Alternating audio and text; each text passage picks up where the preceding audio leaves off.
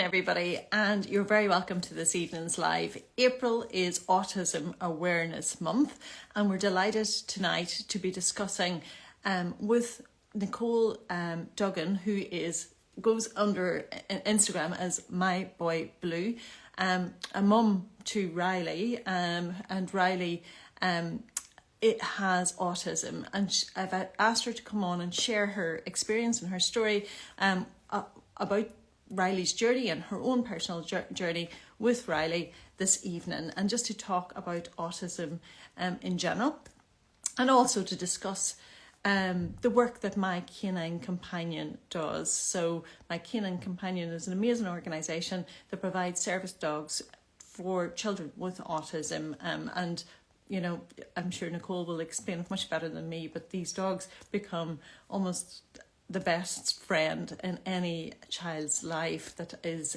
paired with a dog. So, and we're delighted at Mars to be raising funds for My Canine Companion this month as well. So if anybody would like to make a donation, no matter how small it is, a couple of euros, €5, whatever, we'd be delighted to do, if you could do that. I'll post the donate button afterwards, after the live. Or you can go onto our website, our social media channels, and you'll see the link to that to make a donation. So I'm going to find Nicole here now, and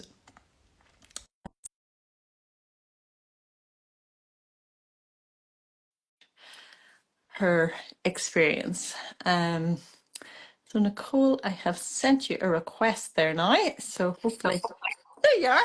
Hello. Hello, how are you? Good, how are you? I'm very well. I'm very well. Thank you for joining Oh, us thank you this evening. for having me. It's lovely to see you. Yeah, lovely to see you too. I know we've been messaging back and forward over the years, just Yeah, in terms of conversations about Riley. I've never met Riley yet, but I do see him on your channel all of the time, and he looks like an adorable little boy. I So, know he's the best little boy now, to be yeah, fair. He is very good. yeah, Without back you've there done now with incredible. my mom, he could burst through that door there now in a minute, so we just will play it by ear. Well, play by ear. Well, first of all, thank you for this evening, for coming on, and maybe you might just start, I suppose, Nicole, just explaining to anybody. Like, obviously, we'll post this. I know people will ask, when will we save this down? And we will save Yeah, it down, and we'll share it afterwards onto the grid and everything, so people can watch it back. But you might just explain, because maybe before this journey and with Riley, maybe you didn't know very much about autism no. yourself, I would say, and I'd say you've learned a lot along the journey, I guess, as we all do when we go through different experiences in life. But Yeah. do you want to maybe talk us through autism as you know it today, and maybe share a little bit about your journey itself? Yeah, Would that be okay to maybe start definitely. with? Yeah. Yeah. I suppose, like as you said before, Riley was diagnosed, before that word was brought up to me, I knew of autism. I didn't know what autism was. I didn't know the challenges that autistic people faced, and I didn't know what to look for when he was small, I suppose. So when Riley was small, he had his little words. He had up and out and nana and bye. He said mama. And then he lost all of his words, so he actually regressed at about 15 months. Okay. And I remember I was saying to my mom, like, he had those words, like, they're gone. And, you know, she was saying, we'll just keep an eye on him. And then it came to the stage where I was saying, no, there's something not right. And she said to me, look, will we just go to the doctor and just double check and make sure everything's okay? Yeah. And I think that was the first, my mom actually, she says to me now that she did think that Riley was Yeah. autistic at that Yeah. age. She knew there was something. She never brought up that word to me because she was afraid to bring the word up to me in case she was wrong. So we went to the doctor to get him, just to get his opinion, I suppose. And he said to me that day, you have 6 weeks to work on him to see, can we get the words back? If not, I want you to come back to me. And I said to him, what are you thinking? And he was like, I do think that it could be that we're looking at autism. So we worked with him. I wrecked his head basically for the next 2 or 3 weeks, and we got mama back. Okay. And he said mama again. And I came out of work one day, I'll never forget, my mom was like, listen to him. And he was saying mama, mama. And 3 days later, that word was gone again. So he regressed again. But looking back now, I suppose at the time I hadn't a clue what was going on. Riley's speech often disappears when he's stressed, when Okay. he's worried, when he's in sensory overload. And even now, and he's nearly 12, um, his speech would regress. So that was what was happening, but we didn't understand what was happening. So he Okay. was put forward for assessment, which obviously anybody who's going through assessment now knows how long the waiting lists are and how frustrating it is. It was a bit faster when Riley was diagnosed back then. He was diagnosed when he was 2 years and 9 months, which is Okay. quite young. That's young. Yeah. Um, Yeah. but now looking back at it, he had so many red flags. I just didn't know what to look for. So like Okay. Riley never clapped his hands. He never waved goodbye. His eye contact with me was good. Uh-huh. With everybody else was awful. Actually non-existent. He lost his words, as I said. He would have, and I have videos of him now as a baby where he would stim and Riley flaps. So he still does it, and he flaps and he hums, so he vocally stims as well. And I have videos of him sitting in his high chair inside in the kitchen, and he used to watch the same Mickey Mouse video on repeat over Okay. and over and over. So much so that we had it recorded on the Skybox, and the Skybox broke, and I was like, oh my God, what are we going to do? Because the Minnie Mouse video is Yeah. gone. And I have a video of him watching that, and he's vocally stimming and flapping. And we, at the time, were saying, oh, he's dancing. Do you know what I mean? Now, knowing what I'm looking at, it was very, very obvious with Yeah. Riley. Um, But I think but that's the he, point, isn't it, Nicole? Because you don't know what you're looking for no. if you're not aware of it. And, So and what the you thing is, like, kids are like, they're all so yeah. different. Like, I have so many friends who have autistic kids, and they presented so differently to Riley. Some of them might have been similar, but they all presented so differently that I think, and especially back then, as I said, I didn't have a clue what I was looking Yeah. for to begin with, to have recognized what it was. Now, knowing what I know, and we're so far down the road, it is very, very obvious to me that it's screamingly obvious that he was on the spectrum. But I think the spectrum is so broad It's so broad, that exactly. Yeah. if you Yeah. look And up Dr. Google, which we should never do realistically, but if you look it up, it gives you all these different things that someone on the spectrum could present as. But that doesn't mean that my child presents as that, even though he's diagnosed. So everybody is so different in how they present and how autism impacts their lives. And like even now, we were actually only discussing it the other day with Riley. Like he'll be 12 in October. uh-huh. And the Riley who was diagnosed at 2 years and 9 months presented totally different to the Riley who is now 11, because he's grown so much, but he's also learned to, first of all, he'll mask now, whereas he never masked before. And he also has learned how to manage situations totally differently. So it's as much as it's a spectrum, I do feel like he's moving along that much with the spectrum as he's growing as well, because he's presenting totally And different. do you think Um, he's learning strategies then? yeah, Yeah, is that it, isn't it, definitely. Nicole? He's developing his own strategies, I suppose, just to, I suppose, fit in Yeah, or and yeah, he's yeah, he's very much, when he was diagnosed first. So as I said, he was only 2. He wasn't even, he was 3. He was diagnosed in the June, and he was 3 in the October, yeah. and really hated social settings. Absolutely hated them. He just couldn't cope with the crowds, the noise, anything like that. He just couldn't cope in the situation, so he didn't want to be there. So the things like birthday parties, friends that had kids now at the same age, and they had birthday parties, and we'd go along, and he just couldn't cope with it. And it actually came to the stage where I just said, like, it was easier not to bring him, Okay. as awful as that is, but it was stressing him so much.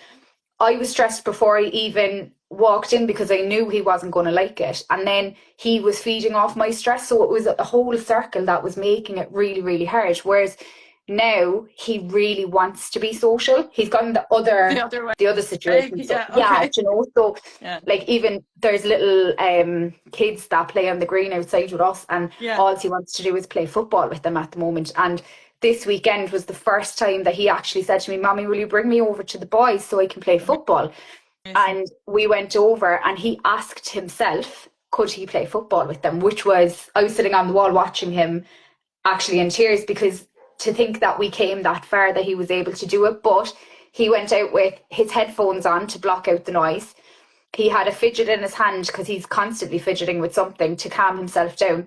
And he did 20 minutes and then decided, I'm going to go now, I need to have a break, and took himself out of a situation. Whereas years ago, he never would have been able to do it, but he's after learning his limits as such now that I've had enough now, I need to go. But it's taken a long time to get there, do you know? Yeah. But Um, that's still amusing for a 12-year-old boy to know that. yeah, Like Nicole, because he's like so young, clearly, and I think, do you know, I suppose we've like he's done like so much occupational therapy, speech therapy, all that throughout the years that like for always said to my mom, do you know, we've gone to a stage where he was coming home from school, and instead of being able to go out and play on the green with the boys and play with friends, he was going to a therapy session, which I found not very hard because obviously he needed the support and we needed the support to help him to get where we are today.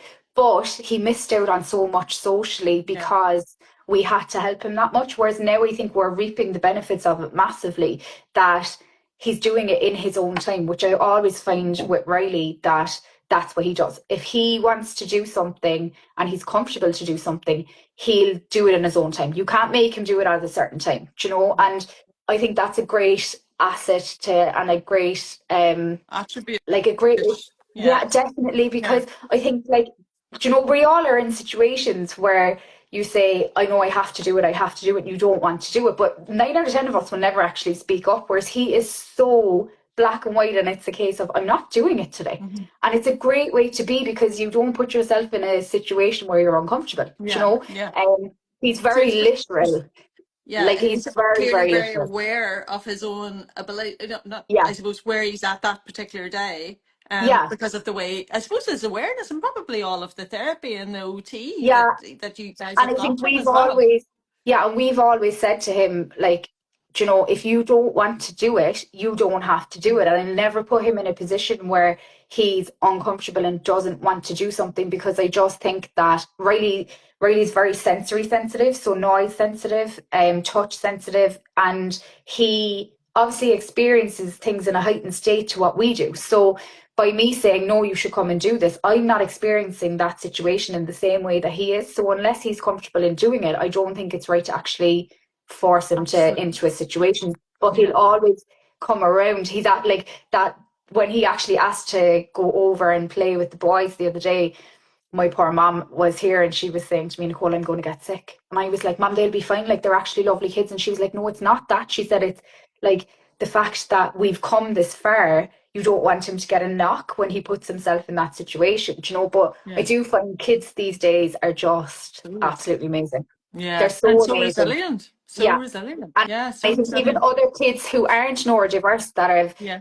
come up in school with students and other like peers that are neurodiverse, and like it's not that they're the weird kid anymore. Do you know what Yeah. I mean? It's okay, that's Riley and Riley has autism and Riley can still play with us, do you know? And like they were so good because obviously his motor skills wouldn't be as good as a neurotypical child. So kicking a ball for him, it could end up anywhere. Like it could end up anywhere. But they were slide tackling each other so that he'd get the ball. So it would mean that he'd score a goal. And then when he scored a goal, they all shouted, both teams. And they Amazing. just made it such a positive experience for him that I think like us as adults can learn so much from this generation, I think, because they're being brought up with the awareness that I wish that everybody has. Absolutely. Um, and Absolutely. now I do think things have definitely gotten better. Yeah. Like definitely, even since the start when he was diagnosed first, because I think for parents, like it can be a very, very lonely time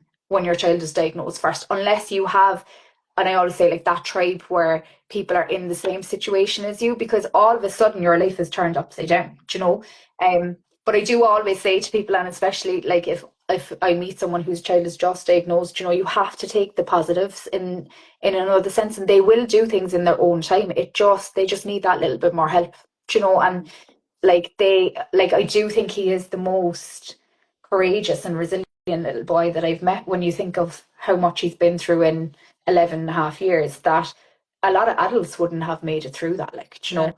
Um Well, I it see you with him all of the time, and like he's absolutely purely determined, You know what I Yeah. mean? He's so Yeah. headstrong and, like you say, quite black and white, Yeah. but so determined, so determined. So you And it's talked a couple of lovely. times, yeah, you mentioned a couple of times, Nicole, about a spectrum. Do you want Yeah. to talk us through that? Because obviously there can be some children that I guess whenever the word autism is mentioned, people automatically have a picture in their mind, don't Mhm. they? And Yeah. I'm sure you were the same when maybe you got the first diagnosis or even thinking about autism in the first place.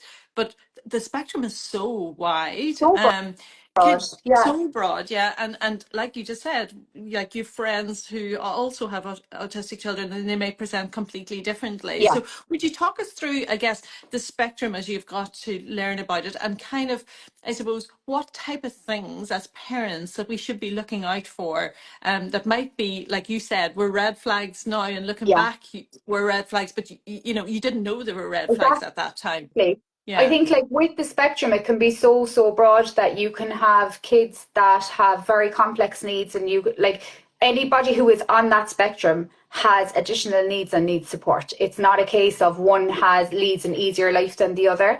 Um, everybody who is identified as autistic on that spectrum, their needs are valid, and the way that they present and the way that they manage the world to the outside might look like they're coping, but internally it might be very, very hard. So like for us it was things, so you're looking for like things like social difficulties, like being able to cope in certain social situations, being able to make conversations. Riley would find that quite hard, and it would be things, he'd make little pre-made conversations in his head, and they're the things that he'll say. Like he got his haircut the other day and it was the same 5 questions he asked the barber over and over, but he still asked her 5 questions, which is a huge win for us, you know. Amazing. um Sensory sensitivities are another massive one. So a lot of people on the spectrum will have sensory sensitivities, whether it's noise. So you'll see a lot of people, and Riley is constantly either wearing ear defenders or headphones. And it's not that he's actually listening to music, it's that he's trying to block out the sound around Yeah. him. So he hears things in a very, very heightened manner. So you could speak to Riley and he'll say, "Stop shouting at me." And I'm like, "I'm not shouting at all."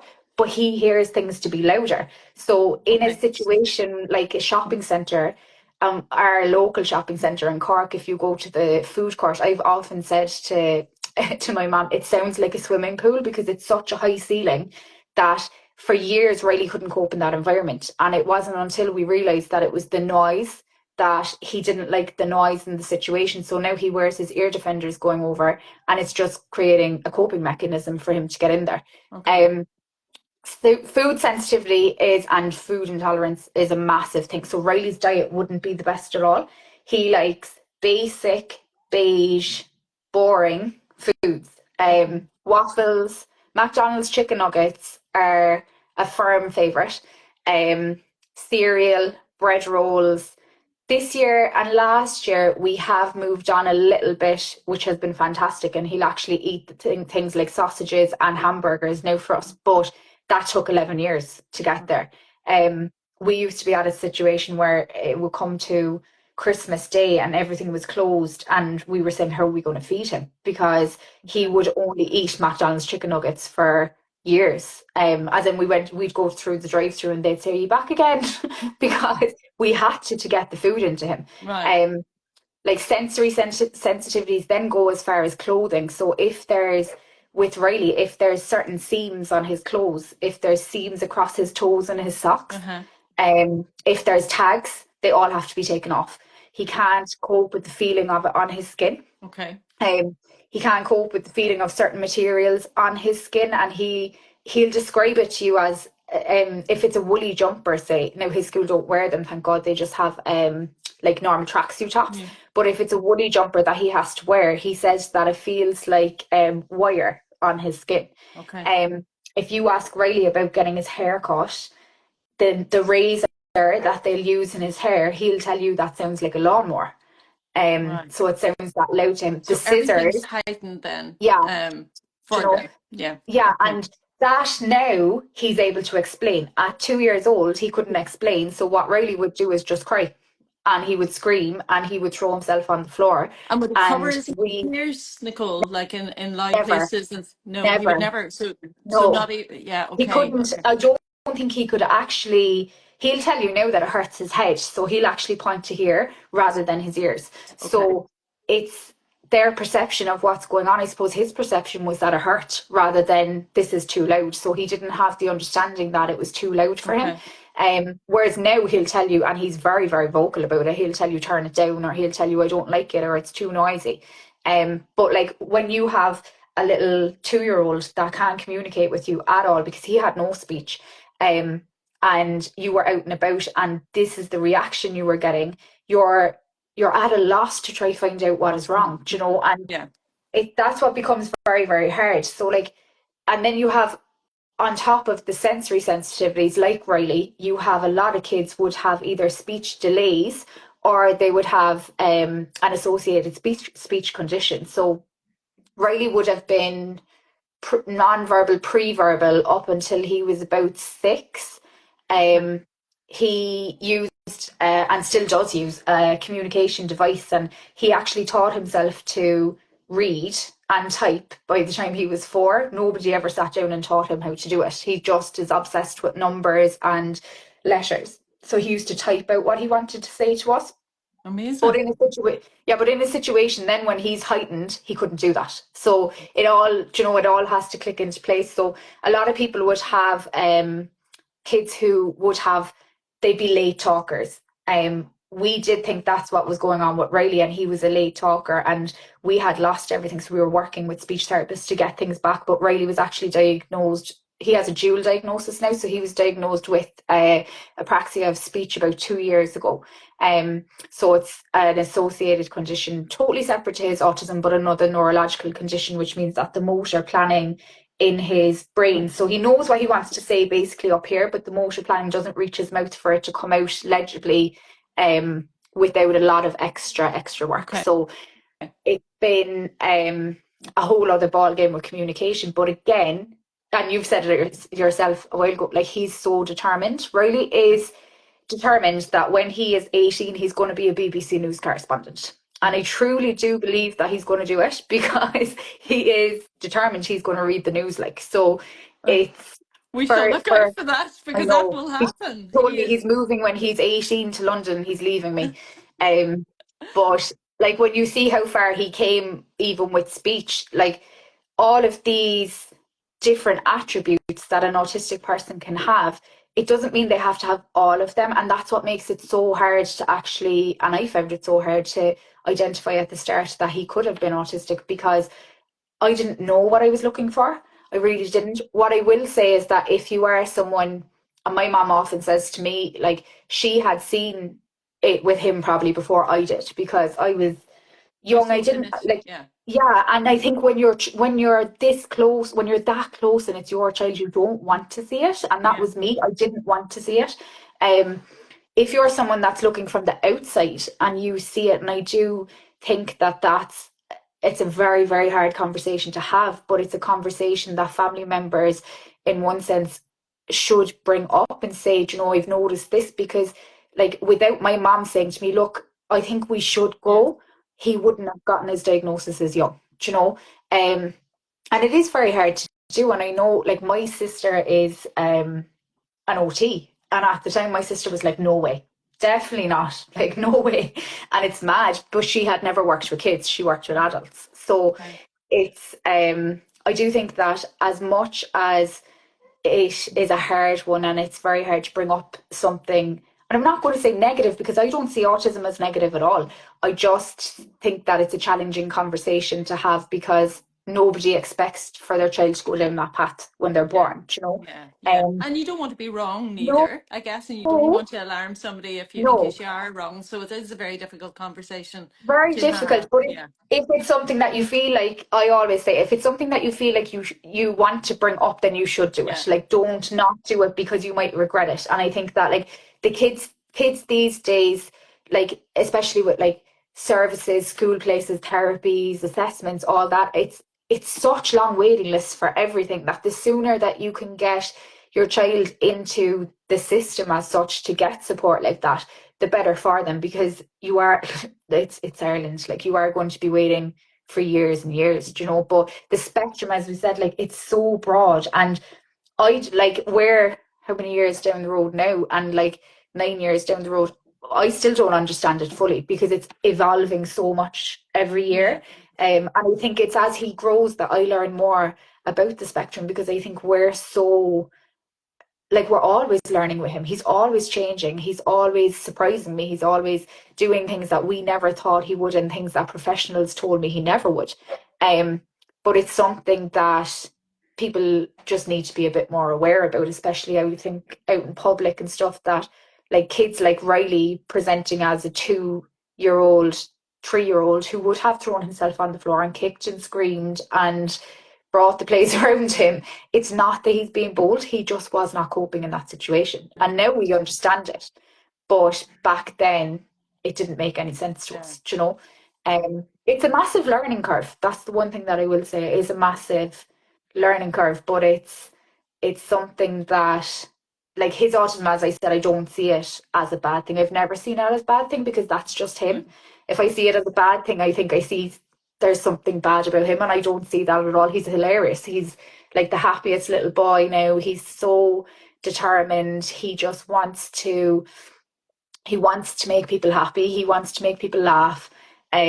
He wants to do things with, like, he wants to do things with his life. Do you know what I mean? And Amazing. that's something that when he was 3 and he was just diagnosed, that professionals told me would never happen. So, and he wouldn't be this determined, I don't think, unless he was Yeah. autistic. So you have your hugely positive attributes with it as Yeah. well. You know, Because I it's guess the they've got to challenges. figure out a way, I guess, to, get things done in their own way. So Yeah, I guess autistic children, I think, are very innovative, very massively. imaginative, very, because, but then at the same time, quite very logical, like black and Yeah. white, that you described as well. So it's a different way, I guess, that their brain And is that's all it wired is. and It's thinking. different. And Yeah. just because, and I've always said, just because he does something differently doesn't mean that's No, bad. It just means that it's different to the way we think of doing it. Do you know what I mean? absolutely. And it doesn't mean that it's bad. And like, we can, and I have learned so much from an 11-year-old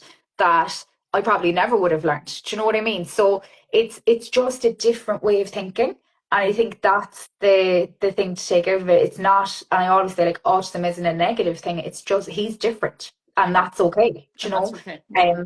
Yeah, We're all definitely. different, and Yeah, that's the whole thing. And I mean, we are living in a much more diverse and much more inclusive world, and isn't that amazing? And like, yeah, whether it be autism, ADHD, listen, there's so many conditions we're learning more and more about. yeah. Um, And I think a lot and of the more people that now, especially, and I have friends even who have been diagnosed as adults, because when we were growing up, it was never spoken about. It was never, yeah, like, we just didn't understand that that's what it could be. And I've had friends that have been diagnosed in their 30s, 40s, and like, it is a huge congratulations moment, do you know? And I actually spoke to a lady, I know she was diagnosed at 51, and I said to her, like, that's a massive congratulations moment, because she said to me, now she can actually understand why she is and acts in certain ways. But it's the case that, like, we just weren't aware absolutely. about it when we were younger. We weren't, like, we didn't know that that could be traits of autism. We didn't know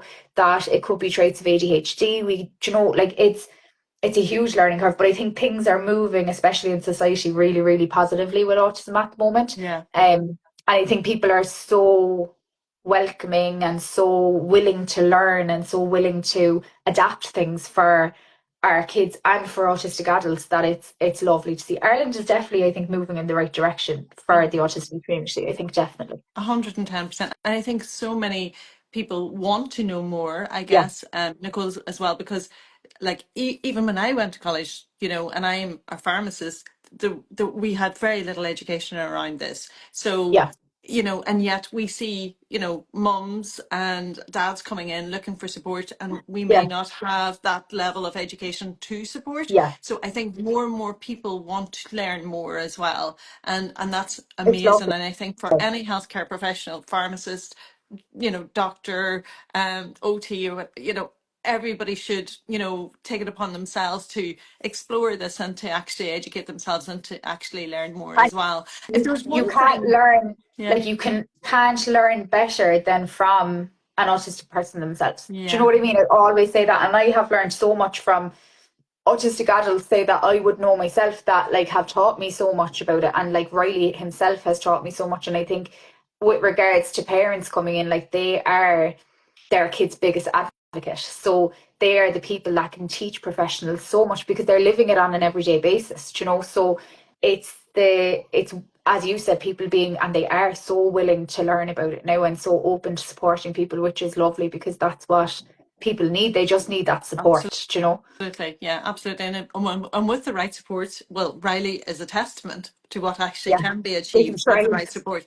Like Yeah. you just said, going out there and playing with a bunch of guys with ear defenders Yeah. on, knowing his limitations, knowing the time to check Yeah. out, versus And to other people, that's so small, but like to no, no, me, that's I was huge. sitting on the wall and I was ring. My mom was in home and I rang her from outside, like sitting on the wall outside the house. And I was like, "You need to come out here." And she was like, "What?" And I was like, "You need to come out here now because you have to see these things with your own eyes to be like." It was Yes. such a moment, and it was just a game of football, but it was such a moment. Do you know what I mean? So it's the little things we take for granted every single day that like they're the massive things for families like mine. Do you know? Right. Okay. And if there was one thing that you wish that people would know, or, because I'm sure that you still see a lot of like unawareness or Yeah, misunderstanding in this. You talked about, the child who might be having a tantrum in a supermarket, and where other people might be passing saying, "Oh, that's a bold child." yeah. If there was one thing that you wish that people would know, what would that be, Nicole?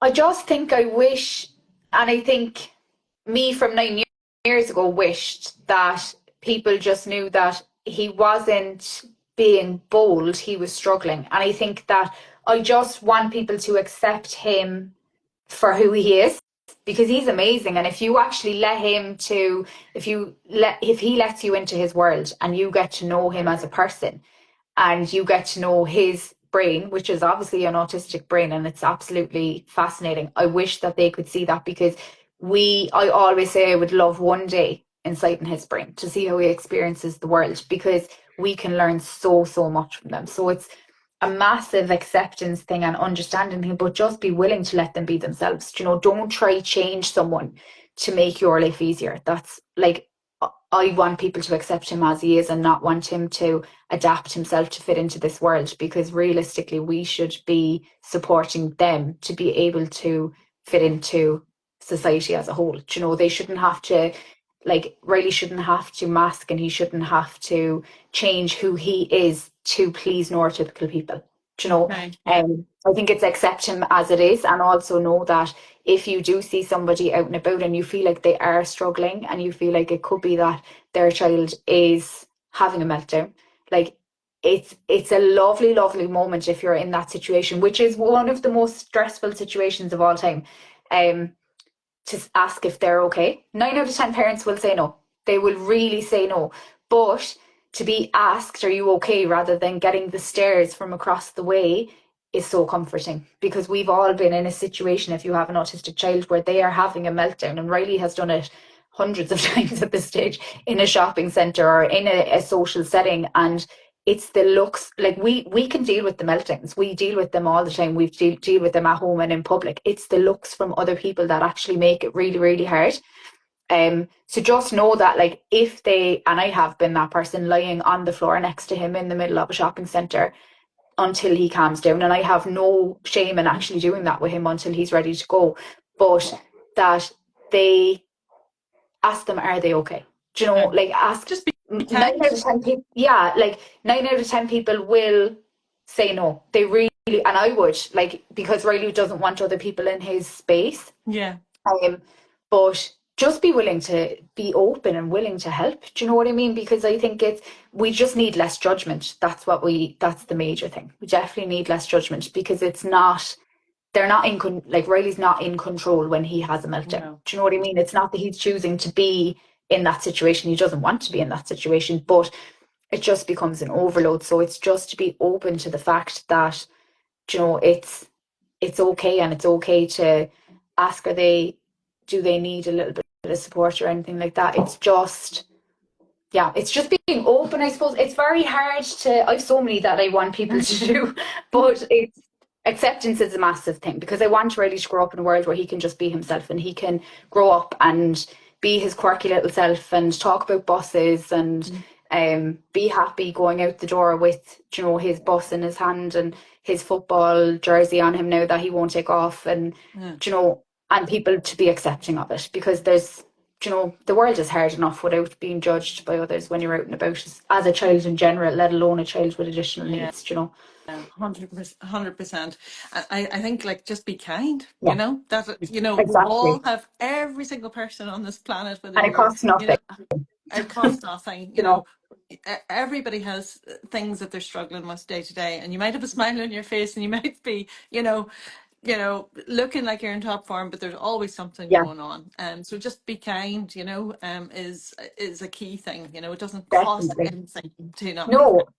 And it, you know, it's so appreciated, I think, if people if that's the thing that, you know, it's so appreciated by the autistic person, whether they're an adult, a child, a teenager, and the carer or parent that's with them as well. You know, it's appreciated by everybody realistically. So Yeah, there's a lady here saying, Mary Coyne saying that this is a great conversation. I totally agree with you about not trying to change a child.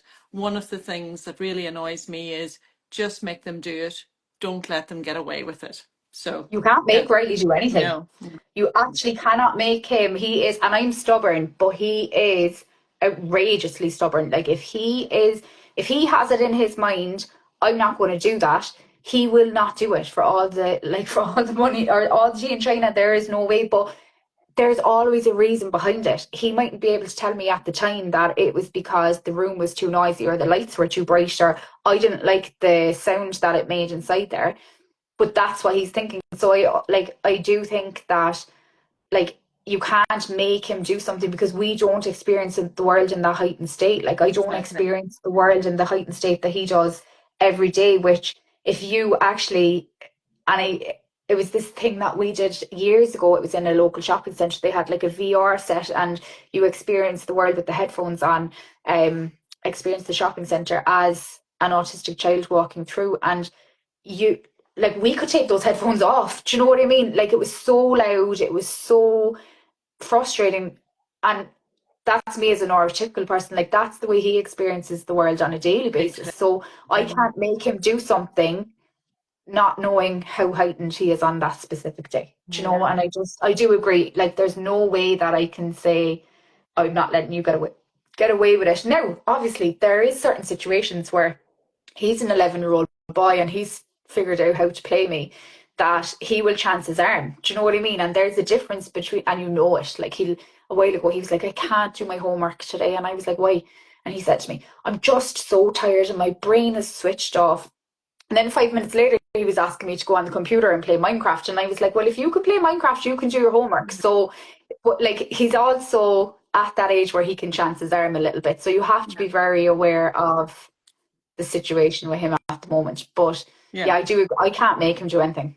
Yeah, There's yeah, definitely yeah. no. And Mary just sort of said that she wasn't even saying it was about you making them, it's about when other In people make a general, comment, yeah, to yeah. say, so it's that judgment piece, I guess, Yeah, again, and and, I and the guess it's lack of understanding. again, yeah, Yeah, it's a lack of understanding, as you said, and a lack of awareness to people that like there is reasons why they actually aren't. They're not just saying I'm not doing it, and Riley would like often say no.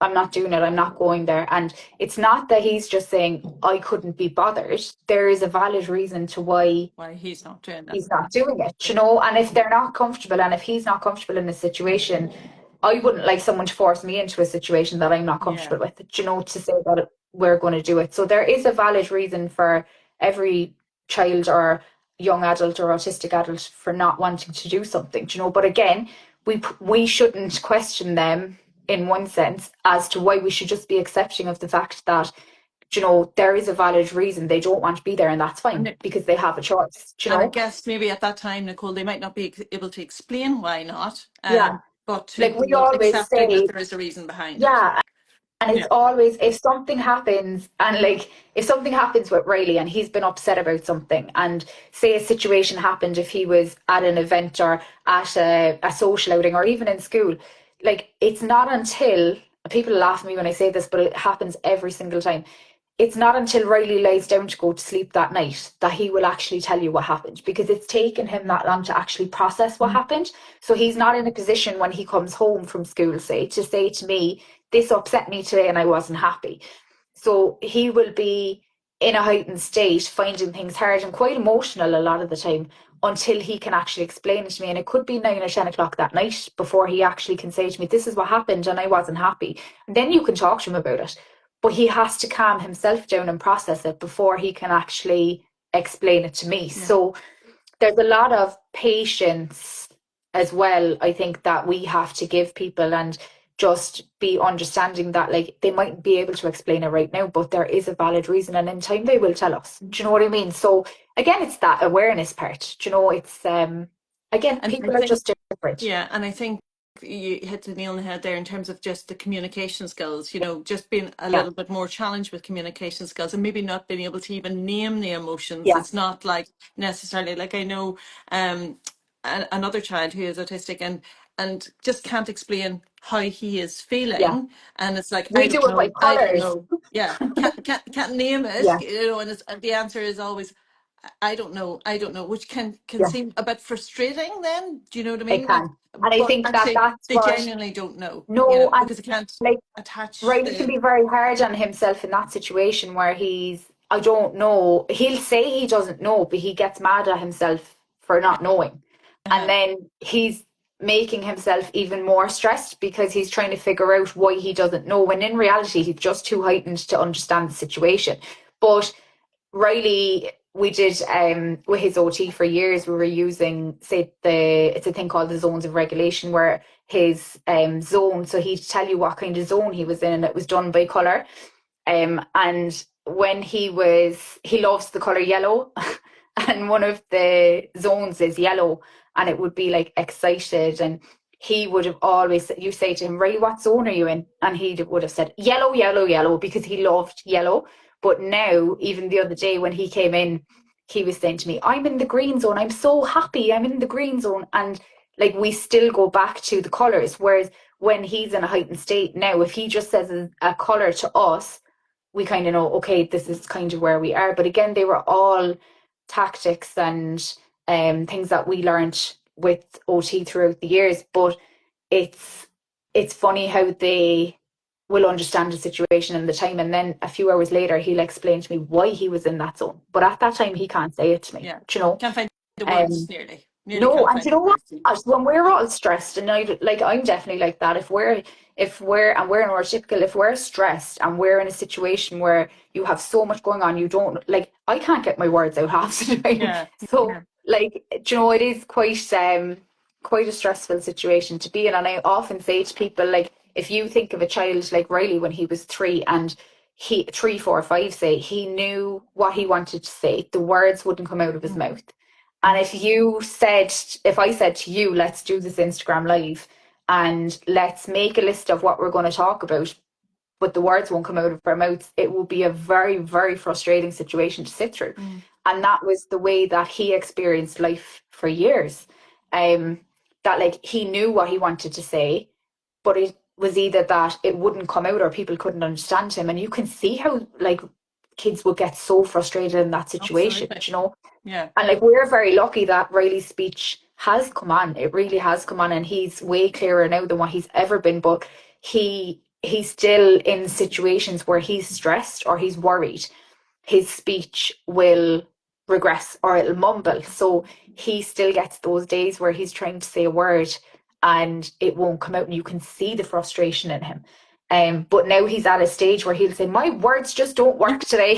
He'll walk away from you. Whereas years ago, he would have just lost it, because you can see how that can be so frustrating, yeah, you know? Um, absolutely. And then you're getting actually just frustrated at yourself, and you know what I mean. And you're exactly. And internalizing you're it. getting It mad gets at worse yourself and even worse. though it's not your fault, Yeah. do you know? And I think that it's yeah, it's a long road to get to that understanding, though, that it's not actually your fault that this is happening, you know. Okay. Okay. Um, Well, can you talk to us about My Canine Companion then? Because yeah, talk to us about like how did you get involved in this organization in the first place, and a little bit about the dogs, and you know what has this meant to Riley, I yeah, suppose, in the first place, and yeah, just a little bit about so people can get an understanding, I guess, of what we're trying to do in terms of support you as yeah. well, but you know just how much of an impact, a positive impact that this makes. Yeah, so Riley, like a backstory for it first. So Riley is a flight risk. He sees no danger. Especially when he was younger, he was way more heightened in it. He would bolt across the road. He had to be like all our doors in the house, the windows all had to be locked because he would just elope, he'd escape, he'd be gone. Um, and he was always in a special needs buggy. Um, for his safety, for my safety when he was out, because he's so strong, like outrageously strong. He's always been a big boy.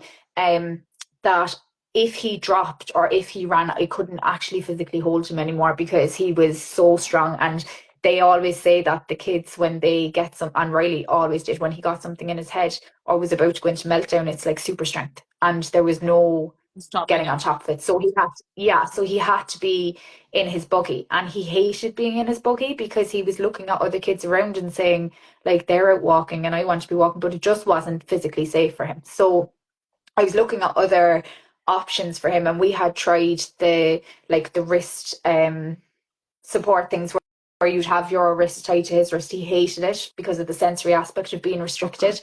Um, we had tried harnesses. He hated the feel of the harness on his chest. He just hated being restricted. That was the problem. And they all come with that little bit of restriction. And if you're a parent to an autistic child, you have this grip where you don't leave them go. And I still have it to this day. So then I was looking, obviously, to see what other ways we could support him. And I was looking at autism service dogs, assistance dogs. And I was saying, you know, we always had dogs. Since Riley was born, there was always dogs in our house, and he loves animals. And they have a very, very calming effect on him. Yeah. So we applied to My Canine, not thinking that we would ever be lucky enough to be picked and to get through on the list. And we did. And in 2017, he was matched with Willow, who was an Irish Doodle. So she was a cross between a red setter and a poodle. From day one, it's just you can't even describe the bond that they had. When we got her first, he had no words, absolutely nothing. We were trying to teach him law of sign language at the time, and he was having none of me. Like he wasn't doing it. It was one of the situations where he was like, "You're not going to make me." Okay. Um, and we had her for 2 weeks, and he signed dog, and he kept signing dog because he Oh, was so obsessed with her that he wanted to be able to communicate with her. So it went from dog to signing her name, to trying to say woof. And she was trained through the charity. So the charity is a national charity. It was set up in Cork and Blarney by a husband and wife, Niall and Cleena, and they have now Ireland's largest service dog provider in the country. So she was trained with them over a 2-year program. So the MCC do things slightly differently. So they will place the dog with the child as a puppy. It's a unique program that Kleena actually created herself, and the puppy is placed with the child um, between 10 and 12 weeks old. And the reason for that is they grow up within the family unit, they grow up with that child. So they know all of this child's ways, their quirks, their stims, their lifestyle, how they are at home. And it's not stressful for the dog to be put into that situation as an adult dog. But it also gives the child a time to bond with the dog, because it can take autistic kids that little bit longer. We're one of the families, I suppose, that were very lucky that Riley was just obsessed from day one, but he's dog mad. We have 5 dogs, and he is obsessed with every single one of them. But some other kids do take that little bit longer. So by having them as a puppy all the way up to their final training and beyond, it just gives them that little bit more time to bond. So we went through the puppy program. I went into it probably half blind, knowing what I was getting myself into. but you attend puppy classes with the team every week, and you meet other parents who are in the same situation as you. And I think that was one of the massive things for me, because at that stage I was really struggling with Riley's diagnosis and not being able to get out and things like that. And I met other people who were in the exact same position as me, and some of them to this day are really, really good friends. We Amazing. used to meet. It's Yeah, so just to be with somebody who's going through what you're going through, like the yeah, and like connections, the no understanding, be able to no voice. judgment. Do Yeah, you know, like yeah. I remember we had a puppy class. It was in locally in Blackpool in Cork, and I had dropped Riley to school that morning, and he had had an awful morning. And we were going to class, and we were meeting by one of the shopping centres. And I literally got out of the car, brought her out, and burst into tears. And nobody asked what happened. They were just like, "It's a bad morning," and I was like, "Yeah, we won't even go there." And it was always a case that you'd go for your class, do your class with your trainer, and then everybody would go for a coffee together. So there was always that social aspect for parents there. And I'll never forget that day they said to me, "We'll go for the coffee first." And it was Oh, just that level of understanding that was there, that, okay, this person is struggling and we're going to change things around. I sat, had my coffee, and then did my class.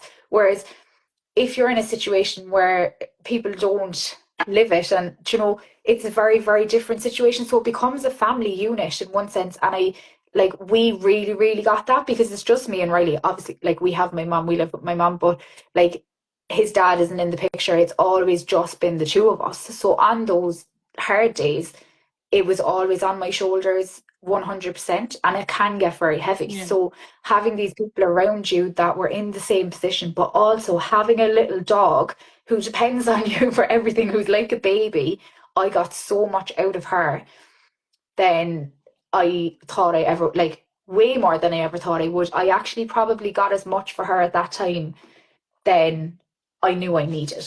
Okay, Um, okay, so she came up through the program, and it's a 2-year program. And she went in then for final training. So when the dogs are between 18 months and 2 years old, they go for final training. So they come back to Cork, okay. and they come to the team. They have their final training, which is 12 weeks, and then they're reunited with their family after that. So Willow completed her training. Christmas week 2018, Willow graduated, and they have a little graduation class where it's actually really cute. They get their little graduation hats and their photos, and it's because it is a big deal. Do you Yeah. know, the job that these dogs have to do is, it's a big job. So she had her graduation, and the 2nd of January 2019 was our first attachment walk, and that was the the aim. That was always the goal. That's what we wanted to do, was to get him attached, get him out of the buggy, and help him to independently walk. So if anybody doesn't know, it's there's a belt that goes around your child's waist, and then the belt attaches to the dog's jacket. So the dog is trained to be an anchor for the child. So if Riley was to bolt, Willow was trained to anchor him, to stop him, so she couldn't she did not let him bolt, basically. So the 2nd of January 2019, we went to Smith's in Cork, and he got out of his buggy, and he attached to her, and he walked into Smith's for the first time ever, with no buggy, not holding my hand, because he holds a handle that was on her jacket. Um, he picked out his little car. We went and we paid for it. We went back to the car.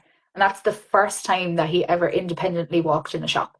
Amazing. Um, It must have been yeah, such an emotional it's experience, very, was it? it's a very surreal moment when you do it for the first time, because and I know I was so nervous, and I was saying, what if it doesn't work? Like, what if he won't leave us put Yeah. that belt around him? What if he won't do it? But Riley really wanted to be out of that buggy. So I was like, okay, maybe that motivation will do it. But that day we did that, and it's like a really fast attachment walk with your instructor next to you to support you going around to make sure that everything goes well. And he did that walk, which was like 10 minutes max, and he to this day has never sat in his buggy again. Oh, um he was so motivated to walk with her, and we did another walk the next day with our instructor, and he went to McDonald's, of course, as Riley does, went to McDonald's. And we walked in, and I went, oh no, And she looked at me and the instructor and she went, "What's wrong?" And I was like, "Look at the crowds." I was like, "We picked the wrong time to come in because he's not going to wait." Like, and she was like, "We'll just see how he goes. We'll just see how he goes." And he stood in the queue. They actually videoed that walk and it ended up being an 11-minute wait in that queue to order his Wow. chicken nuggets. And he stood and rubbed the top of her head for the whole 11 minutes and did not, like, didn't react at all. Got his chicken nuggets and walked back to the car.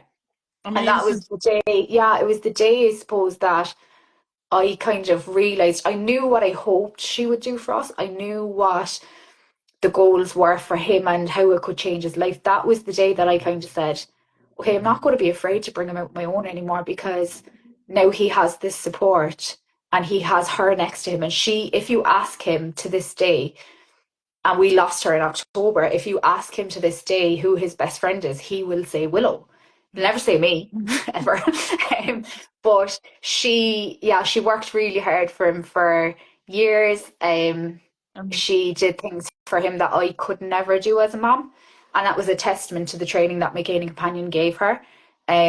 Like she helped us with hospital appointments, therapy appointments. He had to go to theatre. She actually brought him into the theatre and laid with him until they put him to sleep. wow. Um, yeah, he had to get CT scans and he wouldn't, obviously, the CT machine, he was afraid of the machine and she laid up on top of him so that he could get his CT on his head done. She stayed in hospital with him. She brought him, he loves music, absolutely loves music. Ed Sheeran is his favourite thing. Um, and she brought him to see Ed Sheeran in concert Oh, and wow. laid at his feet. Yeah, because people were saying, "How is she going to cope with the noise?" And I was like, "She'll just go to sleep." And they were laughing. She slept through the fireworks, and there was people sitting next to me being like, "Is that dog awake?" And I was like, "No, no, she's snoring." I was like, "She'll be grand." But the minute the concert was over, and we were walking back out again, like you would never think that she had just been in that situation where there was thousands of people and when he needed a break, he laid down next to her and he cuddled into her and got back up and sang his song and always knew she was there. And yeah, she did things for us that I honestly don't think, like, I can never ever repay her for what she did for us. I really can't because she changed my outlook on bringing him out. She changed his outlook on the world because with her next to him, the world wasn't a scary Okay. place. She was next to him. If he was worried or if he was stressed or if he was afraid, she would, and he did this thing with her from the time she was tiny. He would lick, not he would, she would lick his hands. Mhm. Um, to calm him down. And it was a real sensory seeking thing that he did. He'd put his hands down and she'd lick his hands. And up until the day that she went to sleep last October, the last thing she did was lick his hands. Um, Wow. like Okay. she changed it. The only way to describe it is she changed his life, you know. And I think people don't understand unless you've seen an autism service dog working, you don't understand the impact that they have Yeah. on the family as a whole because she enabled me to take my child into situations that I would have been afraid to do forever because what if he ran, what if he hurt himself, what if he was too stressed? She stopped all that, and they had such a special bond. It was amazing to watch, and unfortunately she got very sick around this time last year. Actually, she um got very sick and we had to bring her to the vets and she retired quite quickly, unexpectedly. Um, and she was meant to stay here for years to come. But she just went downhill so fast. So we lost her in October. But to this day, even only a while ago, he was upset about something and it was like, "Can I go tell Willow?" And he talks to her. Like he has her ashes here and he will kiss the box before he goes to sleep every night. He was absolutely heartbroken. But once we knew that she was retiring, and that's one thing about MCC is that they will provide a replacement dog for a family, and they're the only organisation in the country that do it. So once we knew that she had to retire on medical reasons, the conversation started then because we knew Riley would need another dog. Okay. So And the and conversation started and was that pretty about that. seamless then? Like there wasn't too much of a gap No, between. Well, we over actually retiring. retired Yeah. her.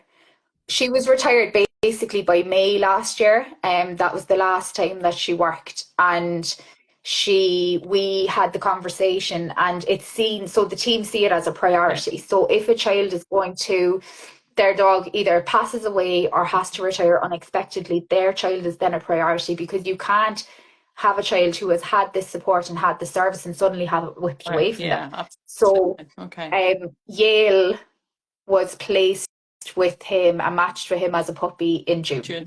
So yeah, Okay. yeah. Okay. So there So was there's not only a much of few. a gap. Okay. Yeah. Okay. So she's going through the program now at the moment. She's totally different. She is a standard poodle. So she's a black poodle she has a white stripe down her chest, but she is totally the opposite of Willow. It's quite funny. So the matching process with the dog basically that Riley needed when he was 4 is totally different to the He dog that needs he to needs do. now, because as I said, he's come Yeah. on so much. So Yeah. His needs have he changed, and so exactly, therefore he yeah. needs different supports. Yeah. Clearly, yeah. And Willow was quite serious. Willow was the dog that was like, I'm at work now, don't touch me, don't look at me. I'm doing my job. I'm here to do it, and that's it. Whereas Yale is quite a character, and Yale is quite funny in the sense that if she could talk, she'd introduce herself to everybody that she met. Yeah. But he needed that because it was very hard for him to accept another dog. Really, really hard. Especially on the basis that Willow was still here when we got Yale, so he felt a lot of guilt, and he'd say to me, I can't love her, mommy, I can't love her because Willow, I love Willow. And I was like, but you can love the two of them. But he needed that time, and that's why the puppy program worked so well, because he needed that time to bond with her, and she's still going through the puppy program at the moment. So he, like, once she qualifies, he will attach. He wants to attach to her for anxiety reasons more than anything at the moment, because whereas when he was 3, he would bolt and he was gone. Yeah. Now he's too afraid to leave my sight, because he's so aware of the world around him. So he will attach to her and have the support from her for a totally different reason this Yeah. time. Okay. But he's needed that time to actually bond with her again, because it was such a loss to him with Willow. Can So imagine. we're going through it a second time, do you know, which is amazing. And like to this day, and I still have said it to the girls, like the puppy classes were an absolute lifesaver. Again, we met a whole new group of people again. Um, all people who have older kids than Riley, people who have younger kids than Riley, and we're all in the same boat. And it's just that support system. I don't think you'd get it anywhere else. Do you know, I really don't. And that's something that comes with the program. So you don't just get the support for your child, you get the support for For yourself as yourself well, as which well. is, yeah, Okay. which is So so needed. yeah, so it just sounds that the dogs are they're a lifesaver, obviously for the child, but actually it's so much bigger than this. Actually, So much bigger. yeah, And it's something that people don't actually see, because when you see a child working with a dog outside, you say, oh, the dog is helping them. But the reality with me is Willow was helping Riley, yes, 100%, like 1,000,000%. But I could not have actually brought him out that day without that dog. So she was helping me to get him out. She also gave me the confidence to say again, okay, I can actually do this with him now. I don't need that second yeah, pair of hands with me in case he jumps. I don't need, like, she was my other half. Do you know what I mean? So yeah, it's the support system that you get from the dog, but also from the people, and the team are very, very hands on. So they know the kids, they know the parents, the support system is all, it's massive. And that's what you need, because this is a lifeline. And it's the only way to describe it. It is a lifeline. And it's something that so many families around the country want, and so many families around the country need. yeah, But it can't, like, the demand is so big, it's impossible to meet, you know, and that's the hardest thing about it. So yeah, I think that's why we're so grateful for the work that you're doing this yeah. month with fundraising, and because, like, the charity gets no, like, MCC, we get no government funding, Okay, that's such a absolutely nothing. shame. Such a Yeah, shame. so So it's all everything we do is, volunteers raising yeah, so funds it's then. fundraising, Okay, exactly. Fundraising and charitable donations, and every dog costs the charity €15,000. to train. Um, from to train. Yeah. as a puppy all the way through where All the way through. they're So it's a placed or lifetime matched. cost. So Yeah. because once you finish the 2 year program, you always have aftercare support, and your trainer is always in contact with you during your dog's working life. And because situations can change, like kids' lives can change, you can move house, there could be a new baby. So all of this has to be taken into consideration with the dog because they also have to adapt. So it's a lifetime commitment of support and training from MCC. So it's 15,000 over the lifetime. So if you think of, like, there's over 300, I think it's 384 qualified dogs now in Ireland from My Canine Companion. So they've done all that through fundraising and charitable donations, That's which is an remarkable. enormous, yeah, it's an enormous feat. But that's why things like year fundraising and what she did for us, which was amazing because that created enormous awareness, but also raised money, which is huge because the like everything that comes in is towards the dog's training, you know. Yeah. And it's to help more families because the waiting lists and stuff, like we've opened our waiting list for the last 4 years. We've like the charity's committed to opening the waiting list every year, and there's an average of about 2,000 applicants every time we Wow. open. Yeah, That's unreal. So that's yeah, how many children out there that are looking for this support. and it's And yet how many, growing every year, yeah, obviously, because there's more and more mm, kids being diagnosed. You diagnosed. know, Yeah. so It's heartbreaking it's to think that so many out there that yeah, haven't got the support that they're crying out and for, you know, and like you describe it here tonight, what it's done for Riley, but what yeah, it's done for yourself as well. You know, it's just it should be you can feel it off the screen available. here, Nicole, you know. Yeah, So it listen, yeah, I mean, we will continue to do this for you. thank And if there's you. anybody watching or watching this back afterwards, like even a fiver will, you know, all It's this huge. all adds up. Yeah, Yeah, it's huge. And like if we can get, you know, 15,000 for each dog, you know, so I mean, look at what it can do for the child yeah, and also for the family. So it sounds like it's just an incredible organization, and you're obviously very passionate about yeah. supporting them to support other children as well. Massively, because So I think that, like, we've seen the benefit. I do honestly think that everyone who needs the service should have that available to them, yeah, but unfortunately, with resources, it's not. So, it's- like, through funding and through fundraising and stuff, we can support more people. Do you know what I mean? And I suppose that's why when, like, the impact that Willow had on us, I got involved, obviously, big, hugely volunteering, and then I started working with them for the last 5 years. But it's like something that you don't have to sell what one of these dogs do, because if you see it, it's a lifeline. It's the only way to describe it. So any support or anything that people can donate or support or want to volunteer or anything like that, we'd be hugely, hugely grateful. yeah. And again, we are so grateful to the Mars team because what you've done has been huge. And thank you for having me on for this, because this is huge awareness, Yeah, you know. yeah, oh, It's absolutely. amazing. And listen, we'll post this on all of the channels afterwards as well, Nicole, because I think people just don't have a full No, understanding of autism in the and you first know place. what? As we said before, I didn't have it before I had an autistic child, so there's nothing wrong with Yeah, that. Do you know what I mean? It's not ignorance on anybody's part. It's just that if you're not put in the situation where you're living it, it you don't learn about it as much. And it's like everything in life. Do you know what I mean? So it's like the more that people are willing to learn, and even a little bit every now and then, that makes a huge difference to families like ours, like a massive difference. And that's all we want. All we want is for our kids to be happy and to be yeah, accepted, do you know? yeah, yeah. And not to change, as you had rightly said at the beginning, you Yeah. know, Just let them you be know, them, that their let them unique be selves. themselves. Let them be Yeah. their unique selves. Okay, so listen, can I wrap up just by asking you one question? If there's anybody watching this tonight and maybe has a concern or is kind of thinking, gosh, sensitivity now to labels, Yeah. noise, maybe the communication skills, maybe the words, whatever. If there's anybody watching and actually is kind of going, oh, maybe, you know, where would you point them to go for support or guidance, what's the first step? Because you've rightly said, and I know that you champion and advocate so much on your own personal Yeah, channel for policy changes in terms of, shortening the waiting lists and yeah. getting more resources, for, well, for society, for in Ireland here. But what would be the first step that somebody might be watching The this and kind of go, first gosh,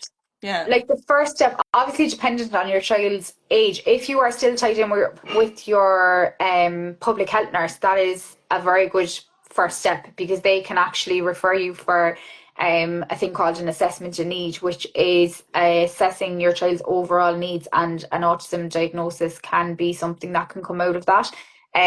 Otherwise, your GP. So you have to be put forward and referred for an assessment of need for it. Now, as we said, the waiting lists for them are absolutely outrageous, and there are lots of private services that you can go to, which are hugely expensive. But I would, if your child is in school, teachers are a huge support. They see so many kids over their years working that there's something that someone you can voice concerns to, and they will say yes, no, maybe, yeah, Um, but if you know anybody, and I've always said it, if you know anybody, even if it is somebody that you went to school with 15 years ago and you haven't spoken to them in that long, and you know that they have an autistic child, they're the person that you go and ask, because they are the people that have lived through it and are so willing to help other people, because we've been in that position. okay, Um, and they will guide you on the best way to uh-huh, go.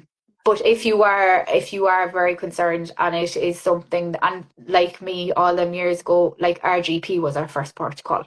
okay, Um, and it is very, very hard. And I'm not going to lie, it is very hard when they say that word to you for the first time, and you're saying, no, he's wrong. He's definitely wrong. yeah, But they, like, he was dead right. But we just didn't understand what he understood at the yeah. time. So, I it think is, Nicole, every like parents, they're scared of having a label, because will yeah. the label then have different outcomes for their child, isn't it? Yeah. And And I like you think a say, lot of people, like, as you said, they are scared of that, but I don't see it as, in one sense, putting a yeah, label on him. Like, he is autistic, yeah, that's a fact. yeah, He was that way since he was born. He'll be that way till for the end of whatever. But he, if without knowing that he was autistic and without the label, um, he wouldn't have gotten the supports, he wouldn't have gotten the understanding, he wouldn't have gotten the school place that he had, and he wouldn't be thriving the yeah, way he was. So I don't think that a label is always a bad exactly. thing. I If think you see that's it as a source of understanding how we can help, do you know? So I wouldn't be too worried about that side of things. It's more, I always see it as, like, if we understand what's going on, we can help more, absolutely. It's do you like know? it's like anything, any condition that we might have. You want to know what's going on, because once you have, you know what's going on, then you can have a care plan or Yeah. a pathway to support and to help. Yeah. Yeah, or Um. even just an understanding of, okay, this now it makes sense why he was doing this, do you Yeah. know? And, like, it's those little things that make such a difference. Like, do you know, even just the thing with Riley will wear ear defenders from the minute he gets up till the minute he goes to bed, but his ears are so sensitive. And just the understanding that he's not actually trying to block the world out, he's just trying to dull it a little bit so that it's not as loud.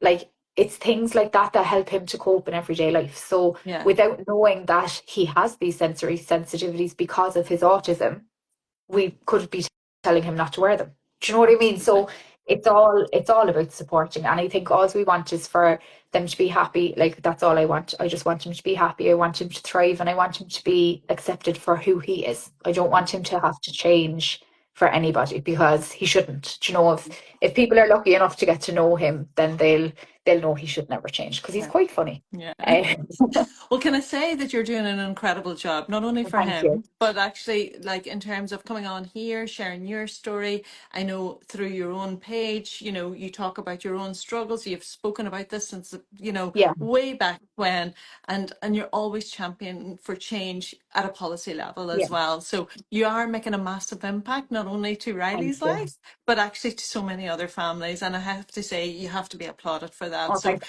we're I'm absolutely just the delighted. crazy one that puts it on Instagram. Like, I'm no different to any other mom that's fighting Yeah. for their kids. I'm just the crazy one that puts it on here. Yeah, That's what I well, always say. listen, so somebody always has to stick their head above the parapet and take the lead, you know what I mean? Yeah. Like, and you are a real role model for other families that, are looking for the supports as well. But listen, Thank you. you can I just say he is thriving and he is out and able to play football Yeah. because of the incredible work that you have done Now we with have him, Nicole. So you to should be buy. so, so, so proud, you know? Thank you. Now my only issue now is I have to figure out football jerseys because apparently they're a thing when you go play Right. football on the green. So I have to figure them out. You'll figure it out. I I have no know. doubt about that. And do you know what? Riley is so determined. He'll figure it out. He'll help you figure it out Yeah. as well. So listen, thank you so much. What I'm going to do is I'm going to store this down onto the grid. I'll add you as a collaborator so that you have it Fab. for your page as well. And then I might post it onto stories. And I know for anybody who's watching or will watch it back live, we'll post up the link for how you can make a donation as well. And it's okay to tag you if there's somebody watching, Nicole, that might be, 100%. struggling or want to ask a Yeah. question and might not want to Or if ask it on anybody here. wants to send a Yeah. message to, I am guilty of not replying to my messages until stupid o'clock when Riley's asleep, but I will get back to Well, yeah, you. it's kind of like Yeah. me. Yeah, I've Yeah. been replying at all sorts of time in the day or whatever. But yeah, absolutely. I know that you're so responsive because listen, we've spoken on Yeah. DMs for so Yeah. long over the years as well. So thank you for your time. Thank Tell you. Riley we're very proud of him. Make sure he kisses well a good night tonight. And I will. Thank you. yeah, and I wish you the very, very best of luck. So Thanks thank so you very much. much. Thanks for your Talk time. to you Or soon. night night. Bye bye. Bye.